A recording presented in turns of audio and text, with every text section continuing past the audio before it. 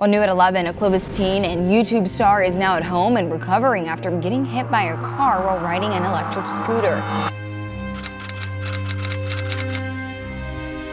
Nidal Wonder has 2.2 million followers on YouTube, where he shares funny videos with his brother, but for the past week, he has been fighting for his life. I'm very lucky to be in a wheelchair and not in the hospital right now. 1 week after getting hit by a car riding his electric scooter, Nidal Wonder is home from the hospital and surrounded by his family. Walk me through kind of what happened last week. What was going through your mind, and how are you feeling sitting here today?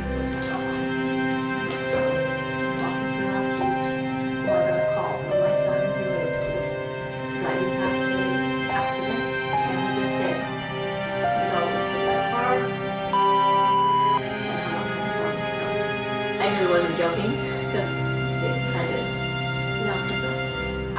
I was picking up my niece from school, and I just was in shock, and I was stuck in traffic, so it was really difficult to still hold myself, to compose myself, but really what I started to do was just pray. That's all I could do. Kind of just on autopilot, not sure if I was supposed to go this way, or to a hospital, or what I was supposed to do. By the time I did get here, I went to the corner there, and he was already loaded in the ambulance, and they were about to take him away, so I was just kind of there trying to piece together what just happened. I mean, being in shock, you just don't know how to think. Never went did you have that hit in your stomach? I mean, how were you feeling? Shock. I don't even know if a pit in the stomach didn't happen at that moment, no, because it's more like a survive, fight or flight, and it's like, what do I do? What can I do? And just calling on my family for support, and just start asking for prayers, and just quickly, evidence quickly. Seeing him home right now, what kind of emotions is that? Oh, relief. We have to go through the recovery, so we're just in a critical time for healing. He just needs to rest and take care of himself. It's not over. Yeah, not over, not easy. And so, meeting with all the doctors and what they're telling you, I mean, what are they saying about just the rest of the healing process, I'm not familiar with all of the injuries, and you can kind of share a little bit about, the aftermath, or kind of what it's going to take for healing, or all this stuff that what happened in the aftermath of the crash, or, I know you have leg, head, everything, you can kind of walk me through all the different things. So he had bleeding in the brain. His brain was swelling. It was bleeding. They had to remove the blood. So that's what got staples there now. No, is it? Oh no, it's okay. So that's the most critical injury there. And then he's got fractured collarbone. What's on the lungs? Fractured collarbone, bruised ribs. Open fracture. He has a fracture in his skull as well. And then surprisingly it's on this side, not here where the black eye is now healing. And he's really tough. High pain tolerance, because he's really healing fast. The past few days, seeing him, get better, was there a point where you were just so worried, everyone in the family was worried, to where we are now? I mean, these are really critical injuries. Having him home now, you said it was relief. Was there a point in time where you were just terrified about what could happen? I think personally I was not terrified of what could happen. I really just let it all go in God's hands, and I said, he's yours. I hope that you let us keep him, but he's yours. So what's been the hardest part about all of this? I just, when you just do what you have to do, and you just get it done. It's kind of like if somebody were drowning and you just gotta jump in and save them, whatever it takes, and you don't think about anything at all, and you go through all the motions, and then you pull them out, and then there's the aftermath.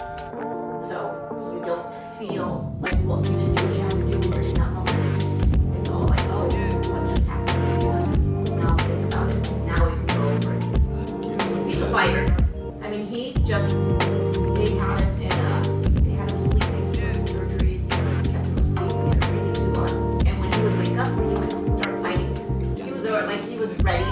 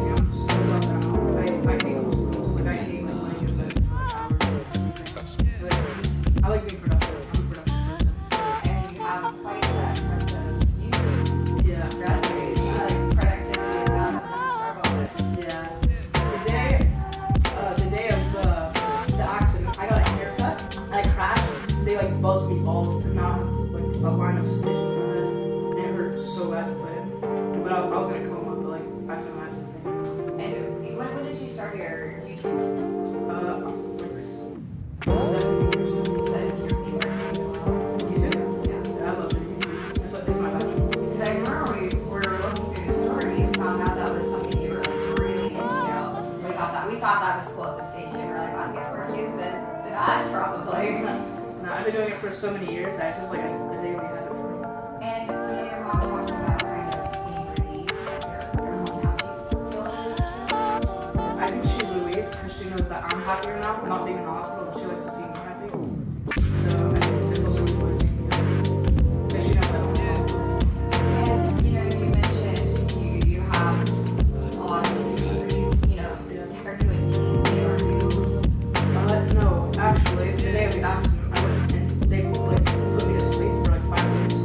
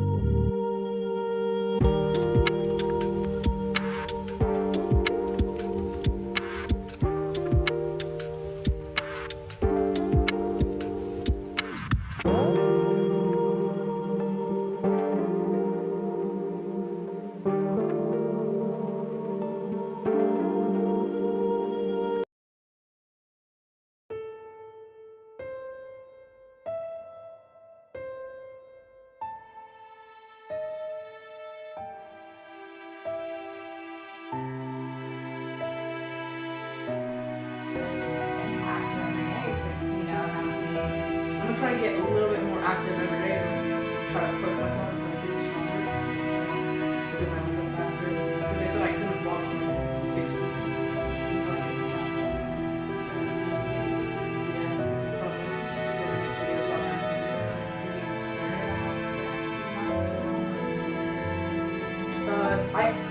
I'm very worried because without walking I really can't do it. I can't go anywhere. That sucks. I'm very lucky to be able to get out of the hospital. Like I'm lucky to see it. My family was a big support. They brought all my friends, family into the hospital, and everyone was like supporting me. Everyone was telling me I feel better, giving me flowers. And this is what they want. And I feel like my family was trying to help me out like a lot. Without my family, I wouldn't be able to